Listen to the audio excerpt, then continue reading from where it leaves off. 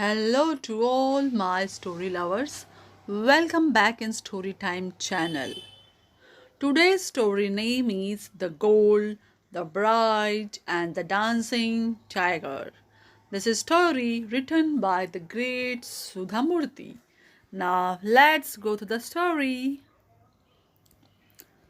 There once lived a pious old man in village who often helped others. He had 3 sons.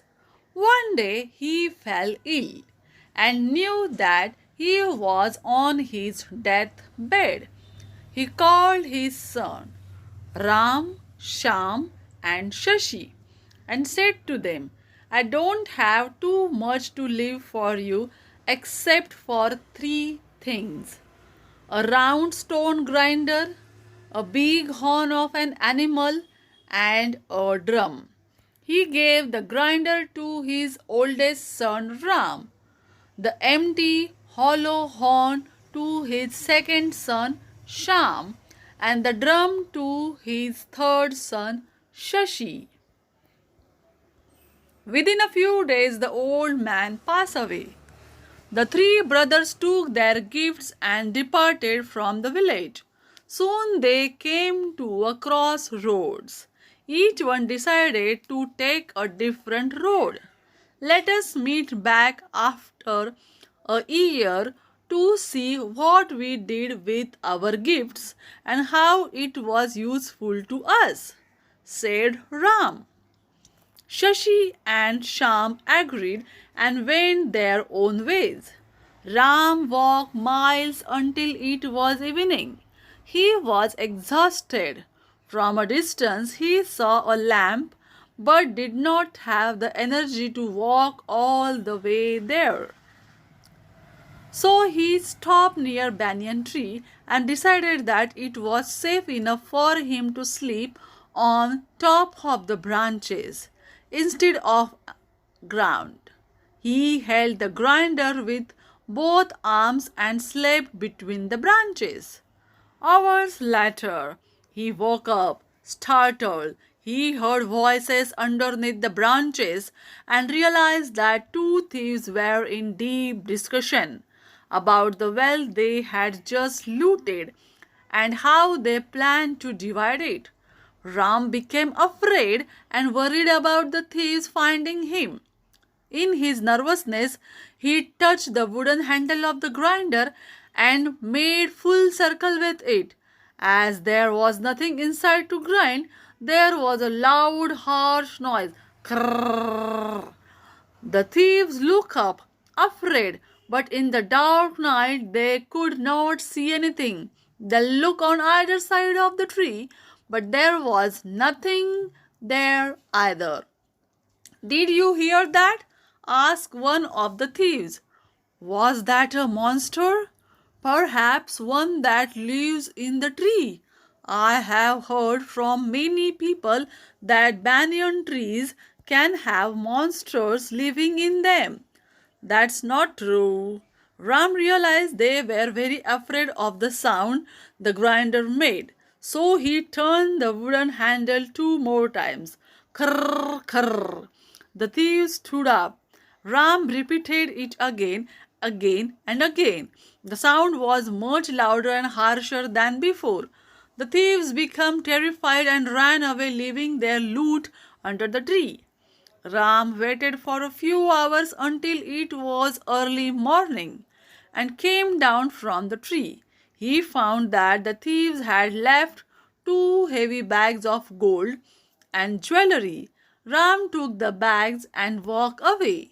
He thanked his father in his mind for giving him the stone grinder, with the help of which he had now become a very rich man. Now the second brother Sham had followed his path and reached the outskirts of village. He wanted to reach the village quickly, but it began raining heavily. I'll go there tomorrow morning, he thought. So he stopped near a banyan tree and decided that it was safe enough for him to sleep among its branches instead of on the ground. He hid the horn in the hole of the tree trunk and slept between the branches. In the middle of night, he heard two people speaking quietly to each other under the banyan tree. One said, "I have done an excellent job today. The village headman's daughter had her birthday celebration, and I was given the task of making many delicious for the party. I have followed your instruction and added medicine to her food. It will make her stay deep in sleep all night." "Wonderful," said the second man. "She won't get up till the evening tomorrow, and until then people will think that she is dead. That will be when we go and offer to give her this medicine to wake up her. The headman will be happy after she is awake, and he may ask what we want. I will tell him that I want to marry his daughter.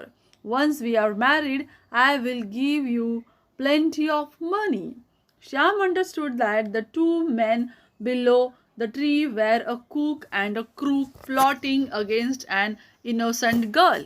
He felt pity for the girl whom he had not even seen.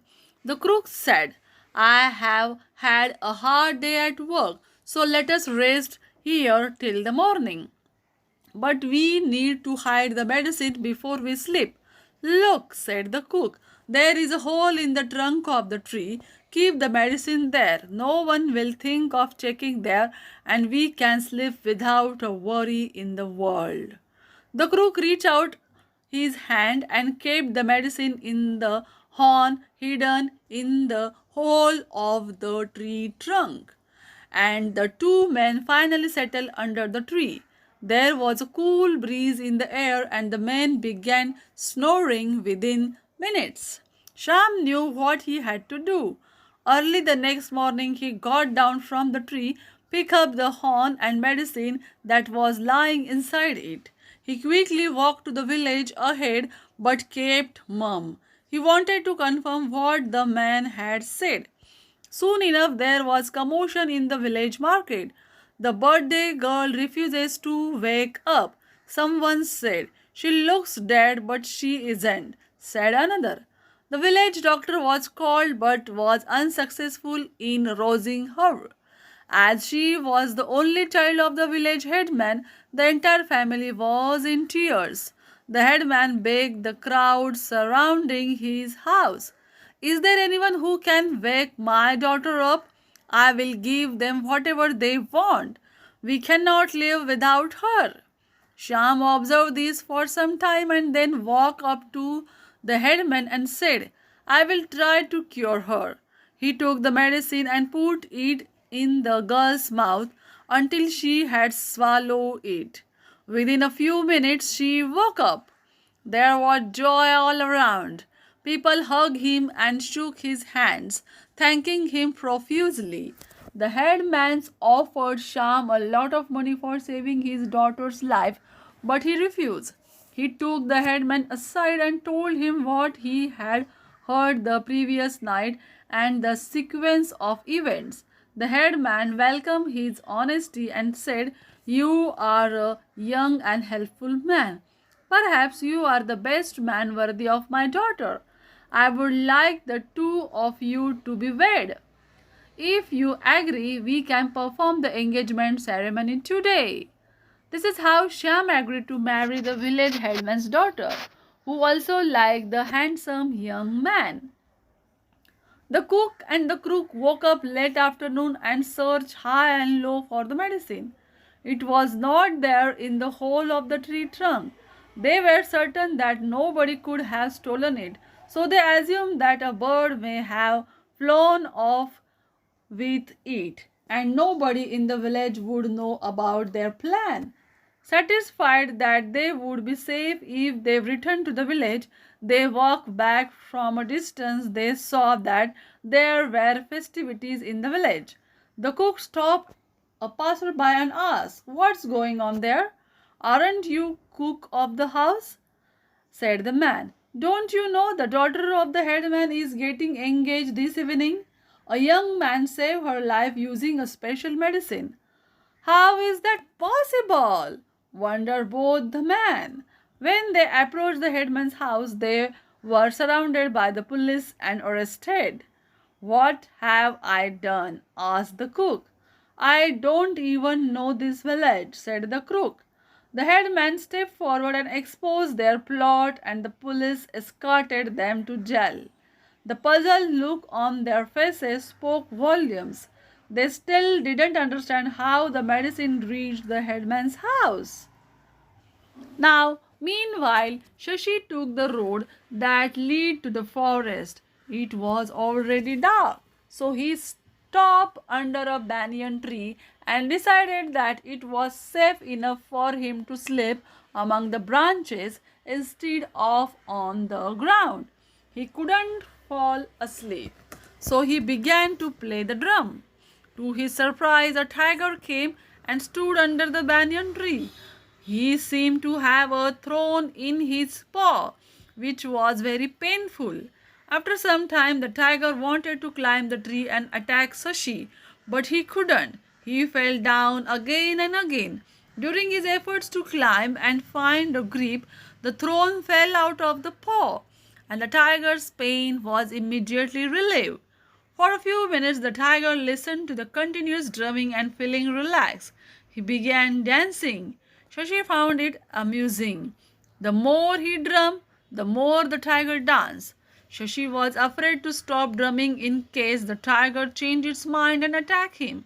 So he drummed the whole night and the tiger danced until it was exhausted and slept in the wee hours of the morning. Slowly, Shashi came down from the tree and was just about to make his exit when the tiger stirred and opened his eyes. Shashi thought, oh no, he will kill me now. The tiger, however, did not harm him. When he walked away, the tiger followed him. Shashi played the drum while walking and noticed that whenever he drummed, the tiger danced. Whenever he stopped, the tiger followed him and did not attack. That's when Shashi realized that the tiger liked him and was happy to be with him. Soon Shashi had made his way out of the forest. He entered the village, but people saw the tiger around him and ran away. Shashi pleaded, please don't be afraid. Come close. I will beat my drum and the tiger will dance for you. At first people were skeptical, but then they saw him beat the drum and the tiger dance. They gave him some money for entertaining them. In the evening, Shashi and the tiger went back to the forest. Shashi ate food and again slept on the branch of the banyan tree. This became his routine. The tiger joined him when he got down from the tree in the morning, and together they went to different villages and towns, and the tiger would dance to the beat of his drum. They would come back to the forest in the evening. In time, other animals in the forest also became Shashi's friend. Soon a king heard news of Tiger Whisperer and sent word to Shashi to come and perform for him at the capital. Politely, Shashi sent word back through the king's messengers. The tiger has to return to the forest in the evening, and we cannot make the journey to the capital as it is long distance away. I will be grateful if the king comes here to see our unique show. The king understood the relationship of the tiger with the forest, so he came and enjoyed the dance of the tiger. He told Shashi, I have a forest close to the capital city. I will give you 10,000 gold coins if the tiger and you live there. Then you can perform the show in my court regularly. Shashi replied, Sir, the tiger is a part of my family. His comfort is important. He is not for sale, just like this drum, which is a gift from my father. Whenever you want to see him, please come here. I promise that we will always entertain you. The king was pleased that Shashi had considered the animal as the part of his family and was not money-minded. I salute you, young man, he said, for caring so deeply for animals. There are few men in the world like you. Here, take this. I would still like to give you some money. I will come when I can. The king gave Shashi some gold coins and returned to his palace. A year passed and the three brothers met again at the crossroad of their village. They shared their stories and thanked their father in heaven for their three special gifts. This is the end of the story. Do you like it? Then comment it and subscribe our channel.